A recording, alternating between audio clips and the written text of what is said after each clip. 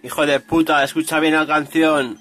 Va para todos los envidiosos del copón. Comerme los cojones de aquí, de Gijón, Aragón, en conexión, hijos de puta, leprosos de mierda, que no sois más panfilios porque sois unos ensís que no valen para nada. Ven aquí que tengo mi karma en la cama acostada con tu mujer, hijo de puta, leproso. Ven aquí que te dejo todo sidoso, metiéndote la aguja por la garganta. Una garganta colombiana más elegante que la normal. Anormal, ven aquí que canto sensacional. Soy el puto jefe, de nada se merece, de nada carece. Así lo hago como el gran jaque mate. Te hago un perfil.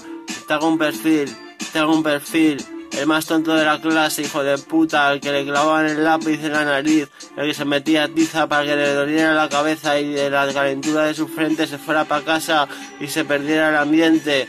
Pues la serpiente nunca miente, y si Dios creó la manzana es para morderla, hijo de puta, ¿para qué la ponía si no? Este en sí es un visino, no lo alucino, lo hago así de guapo como si fuera follar a la vecina del tercero. Repito, está muy buena y merece el mundo entero. Los dos somos de buena familia, sobre todo de Menda, pero no quiero hablar más de la cuenta, así que así lo dejo. Saludos a Lise, Gabar y compañía, aquí estamos, somos mejores que la policía, los etarras nos comen los cojones, vamos detrás de esos cabrones.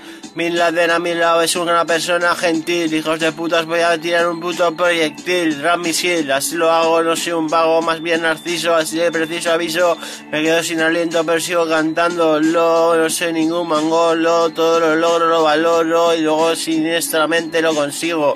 Soy el puto amo y no un escriba. Me da el quien lo diga o quien lo sostenga. Mi Zaragoza es mía. Zaragoza es mía. Y el que lo mienta que venga y me lo diga. ¡Pra, pra, pra!